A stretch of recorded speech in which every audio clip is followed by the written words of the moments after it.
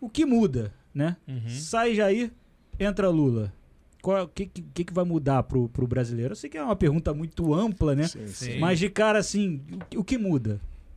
E aí, eu começo? Pode começar. Então, ótima pergunta, Yuri. Eu acho que é um giro de 360, né? Então, o Bolsonaro, ele é, podemos pensar assim, um antagonista do Lula e o Lula é um antagonista do Bolsonaro. São visões, por exemplo, econômicas completamente distintas. O Bolsonaro está mais para um pensamento econômico liberal e o Lula mais desenvolvimentista. Então, no lado da economia já muda bastante para as pessoas, né? A gente está vivendo um momento de carestia, o desemprego, ainda que esteja caindo, tem muita informalidade, né? E a pauta principal do Lula, se o Bolsonaro foi pauta de costumes, a pauta principal do Lula foi a economia. Então, eu acho que o primeiro ponto que muda é que ele vai tentar atacar diretamente os problemas econômicos. Isso vai ser possível? É muito difícil afirmar, porque em 2002 e 2006, quando ele foi eleito e reeleito, o cenário econômico era outro, né? A gente estava vivendo, né, o boom das commodities, agora a gente está vivendo uma guerra na Ucrânia que aumenta o preço do petróleo, né, dos cereais. E isso na parte econômica. Agora, assim, na parte política, a gente sabe que o Lula vai encontrar muita dificuldade, a gente vai falar disso, né? Sim. Mas vai encontrar imensa dificuldade no Congresso, principalmente com os governadores também, ainda que eles não sejam tão bolsonaristas assim quanto alguns congressistas. Mas eu espero que o Lula ele vai fazer um governo de centro ou centro-esquerda. Mas está muito dividido, assim, em relação ao Congresso? Ou como é que está? Tem muito bolsonarista? Eu acho que a maioria, né? Acho que por exemplo, aqui no Rio de Janeiro, todos os senadores são do PL, né? Cara, mas teve um avanço. O PL vai contar na próxima legislatura com 18 parlamentares, né? 18 parlamentares fora as trocas, né? Porque como o governador Cláudio Castro pode colocar alguém na secretaria, isso vai aumentar também o número do contingente do partido no geral. Mas houve também um aumento, cara, muito significativo na bancada de esquerda do Rio de Janeiro, que ela, na legislatura, geralmente é muito forte no PSOL, né? Sim. Que é um partido muito forte no Rio de Janeiro, e teve um aumento no PT também, que só tinham 3 cadeiras nessa última legislatura e agora dobrou. Então isso também vai ter uma mudança, mas aí agora é Brasil da Esperança, né? Porque teve uma mudança na legislatura no geral, que agora são as federações, né? Essas federações, o Partido dos Trabalhadores juntou com o PV, né? E o PDT ficou de um outro lado, e o PT também juntou com o PSCdoB. Então houve umas mudanças, entrou também do PC no B, né? A Dani Balbi, lá de Niterói. Então o que acontece? Muito se fala que, mas só que isso foi aqui, né? Essa é uma análise fechada no Rio. Agora, pelo Brasil, cara, aí realmente fica complicado o governo do Lula, né? Ele conseguir dialogar com essas casas legislativas, não é? E só mais um ponto, desculpa, não sei se você vai perguntar outra coisa, mas sobre isso, uma característica interessante que o PL e a União Brasil, principalmente, quando a gente pensa nesses bolsonaristas, a gente está pensando em alguns congressistas, mas a gente tem que lembrar que o PL também é do Centrão. Sim. E assim como a União Brasil. Então, assim, são, em sua maioria, políticos fisiológicos. Sim. Alguns são extremistas e tudo mais, mas muitos deles são fisiológicos. Então, se for eleito o Lula, eles vão estar com o Lula. Se for o Bolsonaro, vão estar com o Bolsonaro.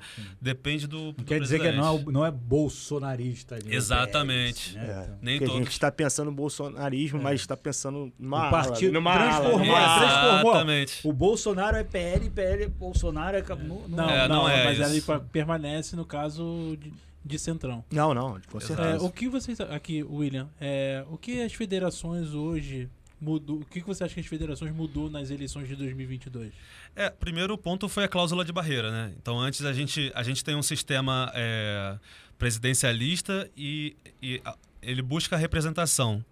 Então, ele é diferente de uma eleição majoritária. A eleição proporcional tem um grande número de partidos. Então, no Brasil, sempre teve um grande número de partidos.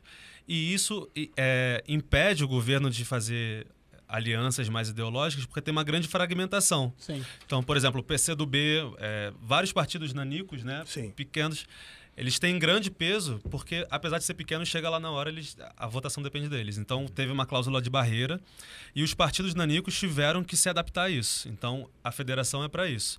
Por exemplo, o PTB do Roberto Jefferson, né? Sim, eu ia falar Ele isso. tende a acabar. Ele tende a acabar e ele vai... Eles Eu já vi estão que falando ele tava falando que vai ser virar 25, né? que ele o vai número. juntar com Isso. Patriotas ou então Patriotas. com o Avante. Também estavam falando É. que pode ser E que pelo mude. que eu vi, que já estão barreirando o próprio Roberto Jefferson É. e a Cristiane Brasil, né? Sim, sim. E o Exato. Partido Novo, apesar né, de alguns estados ele ter destaque, agora ele também perdeu bastante força, né?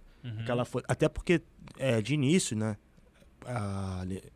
o filiado do Partido Novo, ele não acreditava na reeleição por ideologia, né? Ele não. Agora isso foi mudando, né? Até para se manter vivo, né? O partido, porque é O difícil. Romeu Zema tentou É, a reeleição. sim, ele tentou, ele Não tentou. tem como, não tem como, né? Isso é verdade. Mas a ideologia dele, no início, por estatuto, não permitia a reeleição, né? E isso foi mudando por causa da cláusula de barreira, por causa de outros fatores, né? E significativos. Porque, por exemplo, um partido como o PCdoB, ele é um partido ideológico. Sim. Mas tem uns partidos no centro que você não consegue identificar, nem se você traçar historicamente. Alguns até você consegue. Por exemplo, o PMDB, né? Que agora mudou. MDB. MDB. MDB. Mas outros não. Outros Virou só você... um partido. Tem muita gente que vota, isso é muito interessante, Diego e Yuri também. É muito interessante porque tem muita gente que vota num parlamentar e não sabe se esse parlamentar tá com o Lula, se tá com o Bolsonaro. Aí quando o parlamentar fica calado, né? Ele fica calado, ele não quer perder voto de nenhum lado. Mas aí quando chega no resultado final, aí ele vai se manifestar uma hora. Aí ele fala, pô, tô com o Lula, tira uma foto, tal, tô com o Bolsonaro. Aí a galera já bate em cima, fala, pô, eu votei em você, mas você foi uma decepção, você foi não sei o quê. Mas não, o partido dele, historicamente, ele sempre foi, por exemplo, de esquerda. Tipo, vamos supor o PDT, ou vamos supor o PT, né, o PSOL, entendeu? As pessoas têm que já direcionar, mas o eleitor brasileiro, ele também não faz essa associação. Só a galera da bolha, a quem acompanha a política diariamente, mas não são todos. E eu ainda digo que é uma minoria, né? Não, e o próprio PTB, eu acho que é um claro exemplo do que é a política brasileira. Porque antes estava com Lula, né? Roberto Jefferson esteve envolvido no escândalo do Mensalão. E o PTB, ele vem do trabalhismo. E a Ivete Vargas disputou com o Brizola pela legenda. Então, assim, era de esquerda, aí virou fisiológico.